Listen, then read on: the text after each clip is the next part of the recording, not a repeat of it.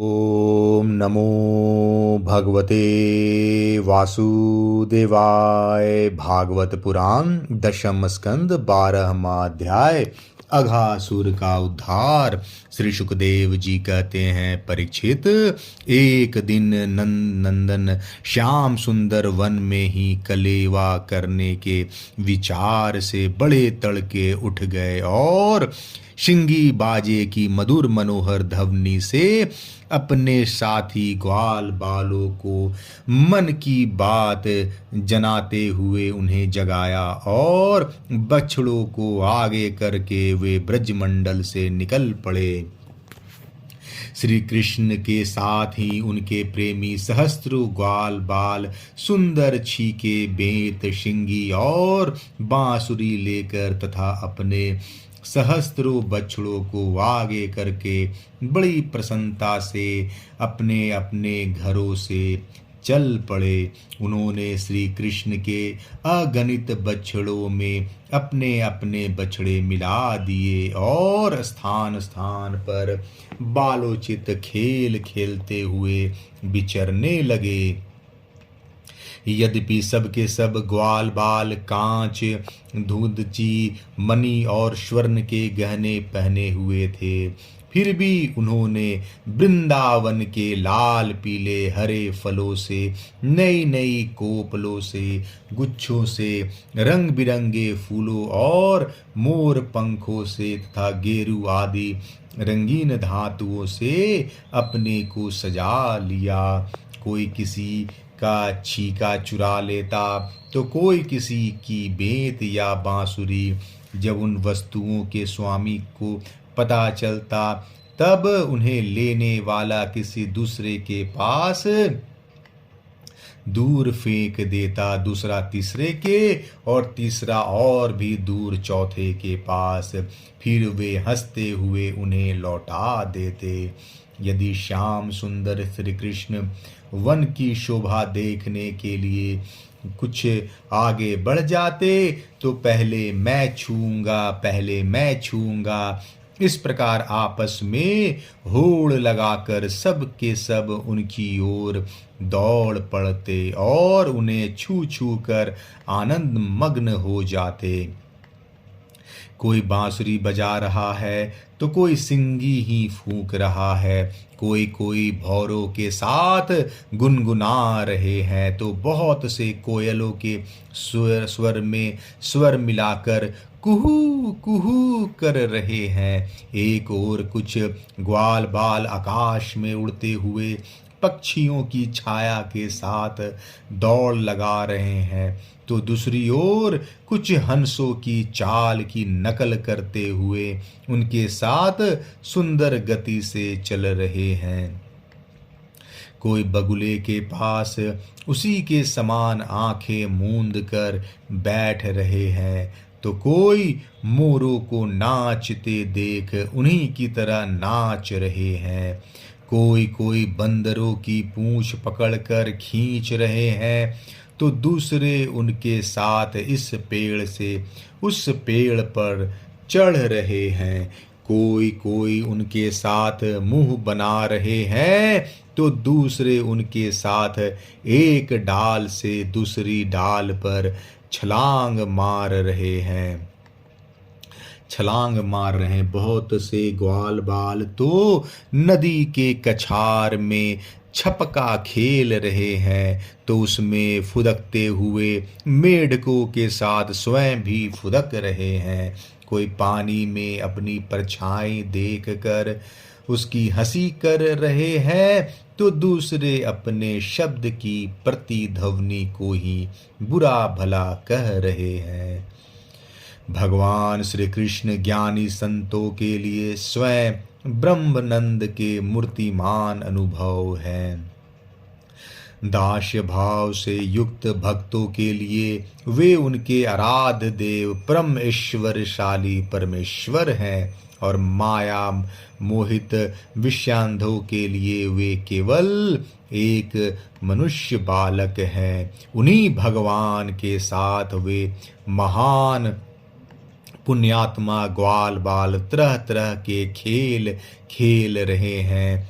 बहुत जन्मों तक श्रम और कष्ट उठाकर जिन्होंने अपनी इंद्रियों और अंतःकरण को वश में कर लिया है, उन योगियों के लिए भी भगवान श्री कृष्ण के चरण कमलों की रज अपर्याप्त है। वहीं भगवान स्वयं जिन ब्रजवासी ग्वाल बालों की आंखों के सामने रहकर सदा खेल खेलते हैं, उनके सौभाग्य की महिमा इससे अधिक क्या कही जाए। परीक्षित, इसी समय अघासुर नाम का महान दैत्य आ धमका। उससे श्री कृष्ण और ग्वाल बालों की सुखमय कीड़ा देखी न गई। उसके हृदय में जलन होने लगी। वह इतना भयंकर था कि अमृत पान करके अमर हुए देवता भी उससे अपनी जीवन की रक्षा करने के लिए चिंतित रहा करते थे और इस बात की बाट देखते रहते थे कि किसी प्रकार से इसकी मृत्यु का अवसर आ जाए। अघासुर पूतना और बकासुर का छोटा भाई तथा कंस का भेजा हुआ था। वह श्री कृष्ण, श्री दामा आदि ग्वाल बालों को देखकर मन ही मन सोचने लगा कि यही मेरे सगे भाई और बहन को मारने वाला है, इसलिए आज मैं इन ग्वाल बालों के साथ इसे मार डालूंगा। जब ये सब मरकर मेरे उन दोनों भाई बहनों के मृत तर्पण की तिलांजलि बन जाएंगे, तब ब्रजवासी अपने आप मेरे जैसे हो जाएंगे, आप अपने आप मरे जैसे हो जाएंगे। संतान ही प्राणियों के प्राण हैं, जब प्राण ही न रहेंगे तब शरीर कैसे रहेगा। इसकी मृत्यु से ब्रजवासी अपने आप मर जाएंगे। ऐसा निश्चय करके वह दुष्ट दैत्य अजगर का रूप धारण कर मार्ग में लेट गया। उसका वह अजगर शरीर 1 योजन लंबे बड़े पर्वत के समान विशाल एवं मोटा था। वह बहुत ही अद्भुत था। उसकी नियत सब बालकों को निगल जाने की थी, इसलिए उसने गुफा के समान अपना बहुत बड़ा मुंह फाड़ रखा था। उसका नीचे का होठ पृथ्वी से और ऊपर का होठ बादलों से लग रहा था। उसके जबड़े कंदराओं के समान थे और दाढ़े पर्वत के शिखर सी जान पड़ती थी। मुंह के भीतर घोर अंधकार था। जीभ एक चौड़ी लाल सड़क सी दिखती थी। सांस आंधी के समान थी और आंखें दवा नल के समान दहक रही थी। अघासुर का ऐसा रूप देखकर बालकों ने समझा कि यह भी वृंदावन की कोई शोभा है। वे कौतुकवश खेल ही खेल में उत्प्रेक्षा करने लगे कि यह मानो अजगर का खुला हुआ मुंह है। कोई कहता, मित्रों भला बतलाओ तो यह जो हमारे सामने कोई जीव सा बैठा है, यह हमें निगलने के लिए खुले हुए किसी अजगर के मुंह जैसा नहीं है। दूसरे ने कहा, सचमुच सूर्य की किरणें पड़ने से ये जो बादल लाल लाल हो गए हैं, वे ऐसे मालूम होते हैं मानो ठीक ठीक इसके ऊपरी होठ ही हो, और उन्हीं बादलों की परछाई से यह जो नीचे की भूमि कुछ लाल लाल दिख रही है, वही इसका नीचे का होठ जान पड़ता है। तीसरे ग्वाल बाल ने कहा, हाँ सच तो है, देखो तो सही, क्या ये दाईं और बाईं ओर की गिरी कंदराएं अजगर की जबड़ों की होड़ नहीं करती, और ये ऊंची ऊंची शिखर पंक्तियां तो साफ साफ इसकी दाढ़ें मालूम पड़ती है। चौथे ने कहा, अरे भाई, यह लंबी चौड़ी सड़क तो ठीक अजगर की जीभ सरीखी मालूम पड़ती है, और इन गिरिशृंगाओं के बीच की अंधकार तो इसके मुंह के भीतरी भाग को भी मात करता है। किसी दूसरे ग्वाल बाल ने कहा, देखो देखो, ऐसा जान पड़ता है कि कहीं इधर जंगल में आग लगी है, इसी से यह गर्म और तीखी हवा आ रही है। परंतु अजगर की सांस के साथ इसका क्या ही मेल बैठ गया है, और उसी आग से जले हुए प्राणियों की दुर्गंध ऐसी जान पड़ती है मानो अजगर के पेट में मरे हुए जीवों की मांस की सी दुर्गंध हो। तब उन्हीं में से एक ने कहा, यदि हम लोग इसके मुंह में घुस जाएं तो क्या यह हमें निगल जाएगा? अजी, यह क्या निगलेगा? कहीं ऐसा करने की ठिठाई की तो एक क्षण में यह भी बकासुर के समान नष्ट हो जाएगा। हमारा यह कन्हैया इसको छोड़ेगा थोड़े ही। इस प्रकार कहते हुए वे ग्वाल बाल बकासुर को मारने वाले श्री कृष्ण का सुंदर मुख देखते और ताली पीट पीट कर हंसते हुए अघासुर के मुंह में घुस गए। उन अनजान बच्चों की आपस में की गई हुई भ्रमपूर्ण बातें सुनकर श्री कृष्ण ने सोचा कि अरे, इन्हें तो सच्चा सर्प भी झूठा प्रतीत होता है। परीक्षित, भगवान श्री कृष्ण जान गए कि यह राक्षस है, भला उनसे क्या छिपा रहता। वे तो समस्त प्राणियों के हृदय में ही निवास करते हैं। अब उन्होंने यह निश्चय किया कि अपने सखा ग्वाल बालों को अब उसके मुंह में जाने से बचा ले।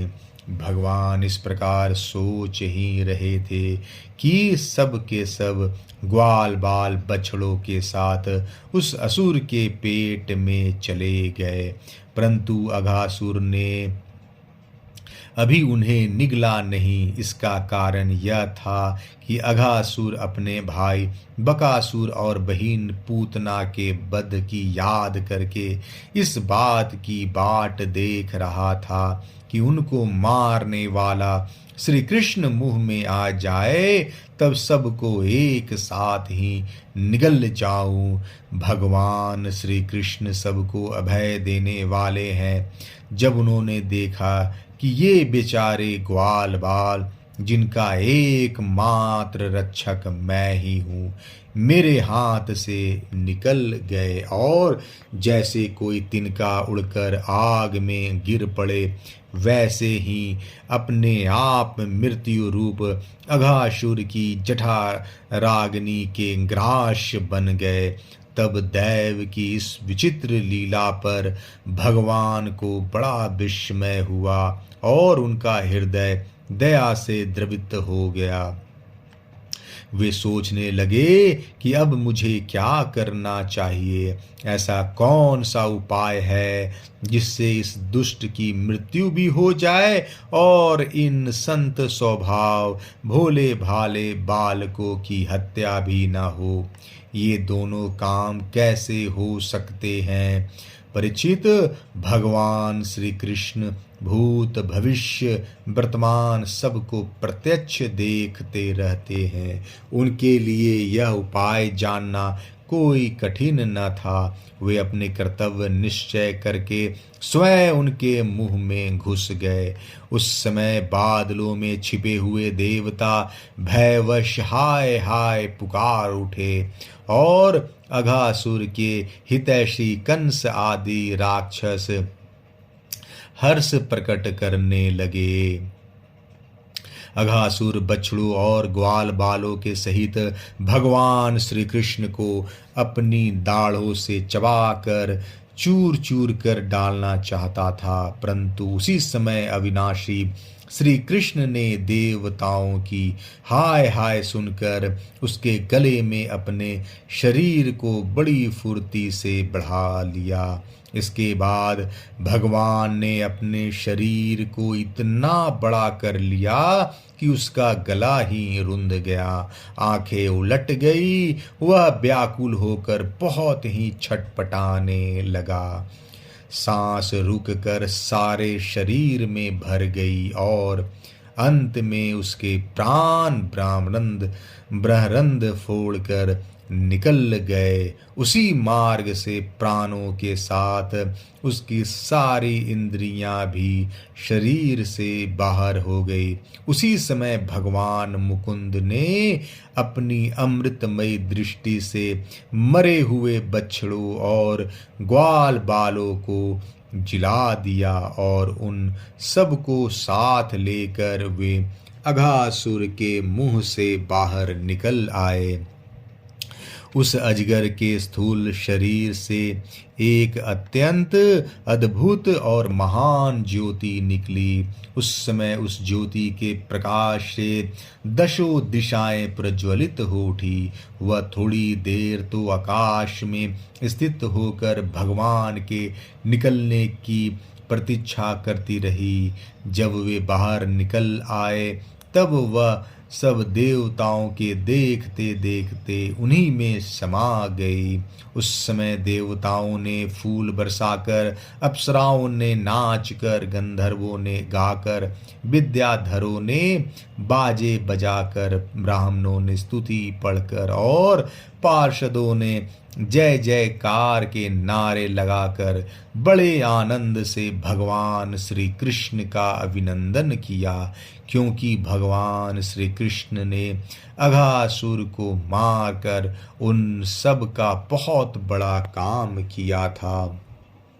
उन अद्भुत स्तुतियों, सुंदर बाजों, मंगलमय गीतों, जय जयकार और आनंद उत्सवों की मंगल ध्वनि ब्रह्मलोक के पास पहुंच गई।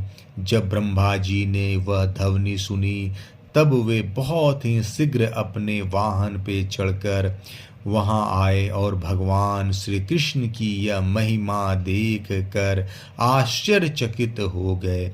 परिचित, जब वृंदावन में अजगर का वह चाम सूख गया तब वह ब्रजवासियों के लिए बहुत दिनों तक खेलने की एक अद्भुत गुफा सी बना रहा। यह जो भगवान ने अपने ग्वाल बालों को मृत्यु के मुख से बचाया था और अघासुर को मोक्ष दान किया था, वह लीला भगवान ने अपनी कुमार अवस्था में अर्थात 5वें वर्ष में ही की थी। ग्वाल बालों ने उस समय देखा भी था, परंतु पौगंड अवस्था अर्थात 6ठे वर्ष में अत्यंत आश्चर्यचकित होकर ब्रज में उनका वर्णन किया। अघासुर मूर्तिमय अघ पाप ही था। भगवान के स्पर्श मात्र से उसके सारे पाप धुल गए और उसे उस शारूप्य मुक्ति की प्राप्ति हुई जो पापियों को कभी मिल नहीं सकती। परंतु यह कोई आश्चर्य की बात नहीं है, क्योंकि मनुष्य बालक सी लीला करने वाले ये वही परम पुरुष परमात्मा है जो व्यक्त अव्यक्त और कार्य कारण रूप समस्त जगत के एकमात्र विधाता है। भगवान श्री कृष्ण के किसी एक अंग की भाव निर्मित प्रतिमा यदि ध्यान के द्वारा एक बार भी हृदय में बैठा ली जाए तो वह सालोक्य, सामीप्य आदि गति का दान करती है जो भगवान के बड़े बड़े भक्तों को मिलती है। भगवान आत्मानंद के नित्य साक्षात्कार स्वरूप है। माया उनके पास तक नहीं फटक पाती। वे ही स्वयं अघासुर के शरीर में प्रवेश कर गए। क्या अब भी उसकी सद्गति के विषय में कोई संदेह है? सूत जी कहते हैं, शौनकादि ऋषियों, यदुवंश शिरोमणि भगवान श्री कृष्ण ने ही राजा परीक्षित को जीवन दान दिया था। उन्होंने जब अपने रक्षक एवं जीवन सर्वस्व का यह विचित्र चरित्र सुना जब तब उन्होंने फिर श्री सुखदेव जी महाराज से उन्हीं की पवित्र लीला के संबंध में प्रश्न किया। इसका कारण यह था कि भगवान की अमृतमय लीला ने परीक्षित के चित्त को अपने वश में कर रखा था। राजा परीक्षित ने पूछा, भगवान आपने कहा था कि ग्वाल बालों ने भगवान की हुई 5वें वर्ष की लीला ब्रज में 6ठे वर्ष में जाकर कही। अब इस विषय में आप कृपा करके यह बतलाइए कि एक समय की लीला दूसरे समय में वर्तमान कालीन कैसे हो सकती है। महायोगी गुरुदेव, मुझे इस आश्चर्यपूर्ण रहस्य को जानने के लिए बड़ा कौतूहल हो रहा है।